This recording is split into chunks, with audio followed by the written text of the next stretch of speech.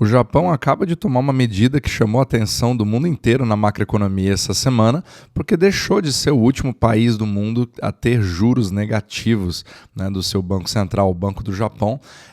Eu quero explicar um pouquinho as consequências disso, o que está acontecendo. Obviamente que é muito difícil você tentar explicar exatamente, como sempre, mas eu quero te dar todas as ferramentas para que você possa entender cada vez melhor as contracorrentes que envolvem esse movimento do Japão e o que isso pode significar para você no Brasil, mas principalmente para o mundo. Então, primeiro eu vou falar o que o Japão fez, depois eu vou falar o que está acontecendo no Japão de fato e por que do título, onde você tem um tiro no pé e as contracorrentes que acabam agindo em relação a esse fato.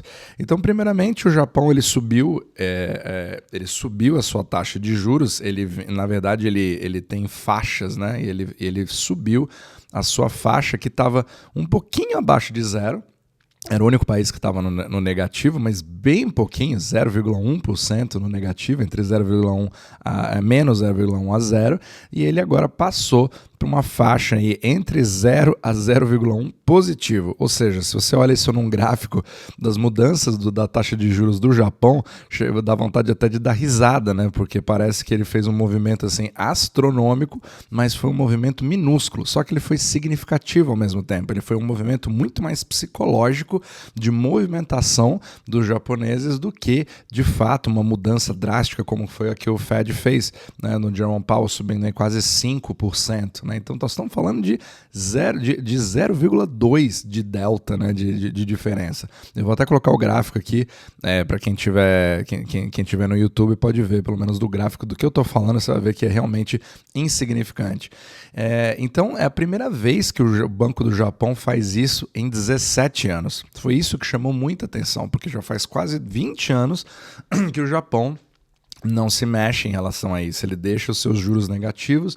O Japão, a gente sabe, né, que ele vem sofrendo vários problemas econômicos, né, uma estagnação, mas enfim, eu quero primeiro falar o que o Japão fez e por que ele diz, ou qual foi o motivo que ele alega ter feito isso. Primeiramente, o relatório que foi publicado, né, pelo Banco do Japão para explicar esse movimento, meio que dá a impressão de que a economia japonesa, na verdade, está se recuperando. Então, a gente está começando a ter aumentos em salários, está começando a ter aumentos nos custos dos produtos e está aumentando, digamos assim, a perspectiva de consumo para os próximos meses. Então, a partir de agora, apesar de uma política externa, ou na verdade uma situação externa dos outros países que está mostrando uma fraqueza econômica, o Japão está meio que começando a apresentar melhorias e agora já está na hora de a gente começar a voltar a ter uma política mais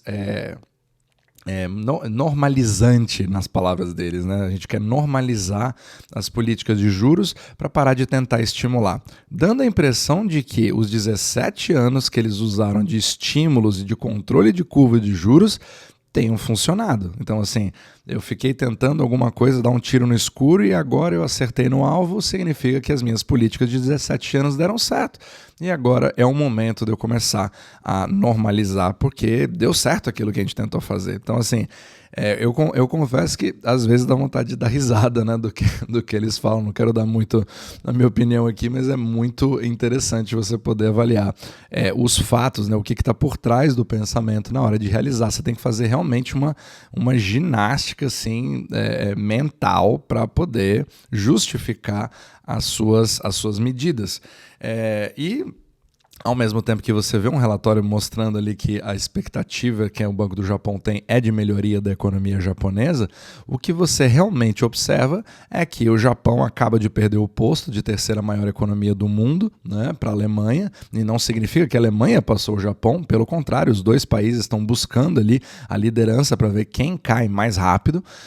Você tem uma demanda interna japonesa cada vez mais fraca. Na verdade, os últimos relatórios mostram gastos do consumidor cada vez menores, né? Ou pelo menos estagnados com uma tendência de queda. E você vem aí de literalmente 17 anos de estímulos e controle de curva de juros, onde o próprio Banco do Japão faz a compra dos seus próprios títulos e vem ali segurando o preço de mercado para fazer os juros não variarem muito, né, de um determinado percentual, de uma determinada faixa de percentual que eles querem fazer. Isso nunca foi muito bem visto pelo mercado, e o objetivo era poder controlar pelo menos a saúde do iene para não desviar muito do dólar, pelo menos essa é a intenção. E eles anunciaram que, a partir de agora, como a economia japonesa vai ficar mais tranquila, eu não preciso mais fazer esse tipo de controle, nós vamos abandonar essa política de controle de curva de juros. Mas, ao mesmo tempo, nós vamos fazer intervenções e comprar títulos à medida que for necessário. Ou seja, se comprar títulos à medida que for necessário é praticamente a definição de controle de curva de juros, como que você vai dizer que você está abandonando uma política que você mesmo continua fazendo? Não faz muito sentido, mas é exatamente isso que o Banco do Japão vem alegando. E isso chamou atenção. Por que isso chamou tanta atenção? Porque, na verdade, o que acontece é que a situação do Japão é meio que uma situação contrária a todos os bancos centrais do mundo que estão ou em pensamento de manter a taxa de juros, como é o Fed, ou eles estão com uma perspectiva de queda de juros, que seria dovish, né? Então você tem o Jerome Powell com a expectativa, o mercado inteiro esperando que ele caia. Provavelmente a Europa vai ter que fazer isso mais rápido do que os Estados Unidos. Vamos ver quais são as cenas dos próximos capítulos, mas eles estão à beira de começar a fazer esse corte o quanto antes para tentar evitar uma crise deflacionária. E o Japão vem do nada e começa a subir juros. Ou seja, por que você vai fazer algo assim, né? Então é um movimento contrário, quebrando totalmente a tendência de coordenação dos bancos centrais. Agora, foi um movimento muito brusco? Claro que não. Percentualmente, nós estamos falando aí de 0,2%. Então é muito, muito pouco em relação ao que se espera em outros lugares, né? Ou 6 cortes de 25 pontos percentuais, enfim. É muito mais, um delta muito maior é esperado nos Estados Unidos ou na Europa, mas para quem conhece de mercado japonês e sabe a política que eles vêm adotando há quase 20 anos, isso realmente é muito, muito significativo, pelo menos na parte psicológica. Só que o Japão dá a impressão de ter o mesmo tipo de análise do Jerome Powell, dizendo assim, olha, a economia ela está meio que aquecida ou aquecendo. No caso do Japão, isso é visto como algo bom, porque eles estavam sempre com deflação, sempre com a estagflação que se chama, né, que não existe muito esse conceito, não é bem assim, mas digamos que seja uma estagflação entre aspas, uma coisa estagnada. Mas, ao mesmo tempo, você tem uma perspectiva de melhoria. Então, eles veem isso como uma coisa boa, digamos assim. Pelo menos foi a impressão que deu pela forma que foi alegado. Já o Jerome Powell, não. Eu preciso controlar a inflação, já tá muito, muito forte. Eu preciso controlar isso, puxar para baixo. Então, são visões diferentes de como eles estão vendo a inflação acontecer no Japão. Só que a parte mais importante para você entender o problema disso é que, no caso, por que os preços ou salários acabam subindo, ou porque os preços ao consumidor no Japão voltaram a dar uma subida? Eles dependem de muitas importações, obviamente, né? A gente tem problemas no mundo inteiro, o mundo inteiro está com subida de preços ao consumidor, que acontece não somente na Europa, não somente nos Estados Unidos, mas obviamente também no Brasil, né? Como também no Japão. Isso vem muito do nosso amigo dólar, que é o pilar de tudo o que eu falo no podcast. O problema não é só no Japão. O Japão faz parte das vítimas do mesmo problema, que é a sola, que é o sistema euro-dólar. Então, quando você pega por esse ponto de vista, você começa a entender algo que faz você explicar coisas que não seriam muito lógicas em princípio. O que aconteceu? Então, o Banco do Japão, se você olhar ele isoladamente, o Banco do Japão agora subiu os juros, tecnicamente deveria fazer o Japão ficar mais atrativo para começar a atrair capital, ou pelo menos reter capital, evitar a saída de capital, que é aquele diferencial de juros, para fazer esse dinheiro não sair mais tanto do Japão para ir para outros mercados, como os Estados Unidos. Porém, quando isso acontece, né, geralmente quando esse tipo de medida dá certo, se desse, você teria, obviamente, uma apreciação do iene em relação ao dólar, certo? Ele começaria a valer mais em relação ao dólar, porque agora você tem mais capital dentro ou mais compra de títulos vindo de fora para o Japão para buscar aquela segurança. Então você vende mais dólares para comprar mais ienes. Mas o que aconteceu foi exatamente o contrário. Você percebe que imediatamente depois dessa medida, o iene enfraqueceu em relação ao dólar. E nesse momento que eu estou fazendo esse capítulo, nós estamos aí com uma faixa de mais de 151 ienes por dólar, né? Indo aí, testando 152, 153, 154, ou seja, você está num momento de bastante dificuldade em relação ao dólar, né? Então, nesse momento que eu falo aqui, 151,70, ou seja, houve uma subida do dólar em relação ao iene de quase 0,9% no dia desse anúncio. Isso não faz o menor sentido, sendo que, tecnicamente, os juros deveriam ser mais atrativos no Japão, ou os juros dos Estados Unidos deveriam ser um pouco menos atrativos. Então, por que você tem esse tipo de movimentação contrária? É claro que eu não consigo te dar exatamente a razão, mas eu posso te falar uma das contracorrentes que acontecem, que é justamente o milkshake do dólar, certo? Se você hoje é um investidor japonês e você vê o seu poder de compra sendo corroído ao longo do tempo, principalmente quando você tem um risco na sua economia que tá bastante parada há muito tempo, e você percebe os Estados Unidos numa moeda mais forte e que vem se apreciando nos últimos 10 anos em relação à sua, pagando aí um juro bem acima do que o seu próprio banco paga, é claro que você tem fuga de capital. E o Japão vinha com uma série de dificuldades para poder manter a força do iene em relação ao dólar.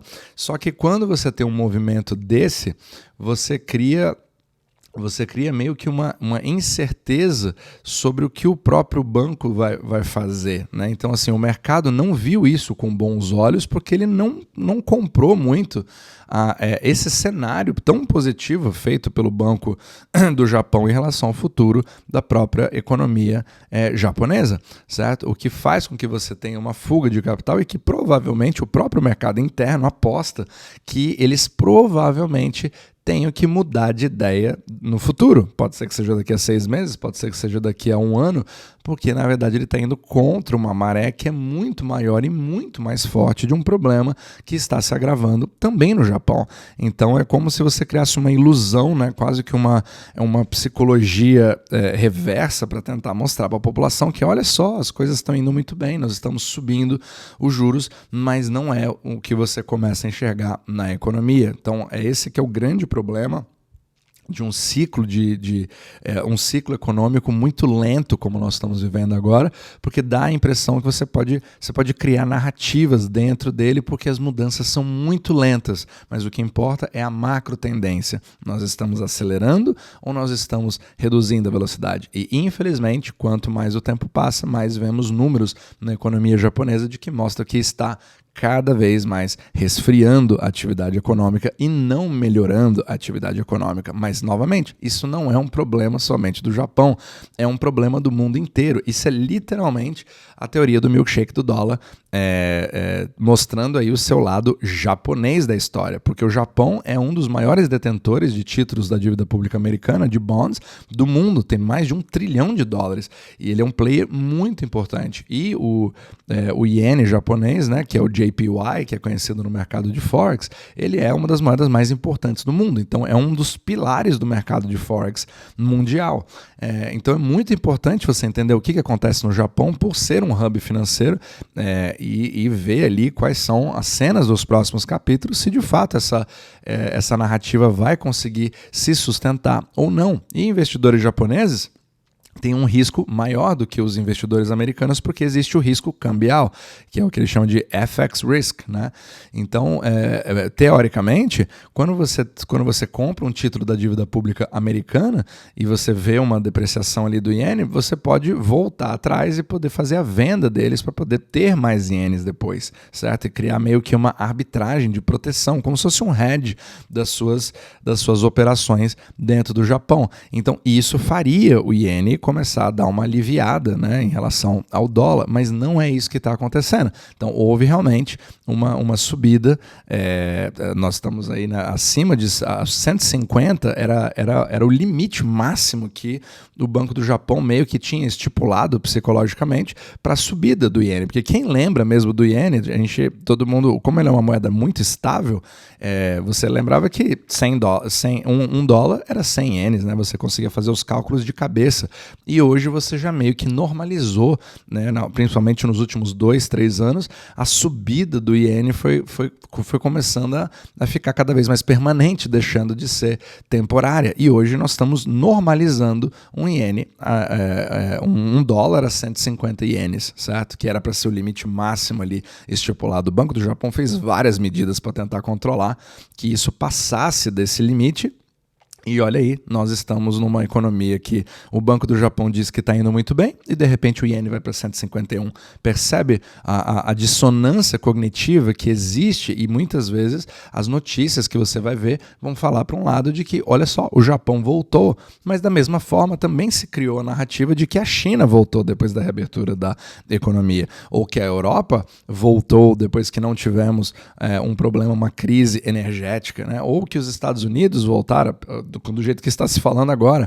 Então, assim, é muito importante você separar narrativas de dados e tentar sempre ver com um olho macroeconômico e vamos ver como é que vai se comportar ao longo do tempo. É claro que a gente sempre quer que as economias possam crescer, a gente gostaria que isso pudesse acontecer, mas a gente tem que ser bastante realista para você avaliar, né, e diferenciar o que você gostaria que fosse a realidade e o que de fato é a realidade. Então a gente vê mais um capítulo do milkshake do dólar acontecendo aí cada vez mais, e vamos acompanhar as cenas dos próximos capítulos para ver como é que o Japão vai se saindo dessa nos próximos anos, porque se ele conseguiu arrastar isso durante décadas, né, mesmo assim sem quebrar, o que é realmente uma coisa muito, muito que chama muita atenção, mas vamos ver por quanto tempo isso pode acontecer e principalmente quanto tempo a população consegue manter isso de pé antes que ela possa sentir coisas que sejam cada vez mais reais e uma crise seja mesmo sentido pela população japonesa.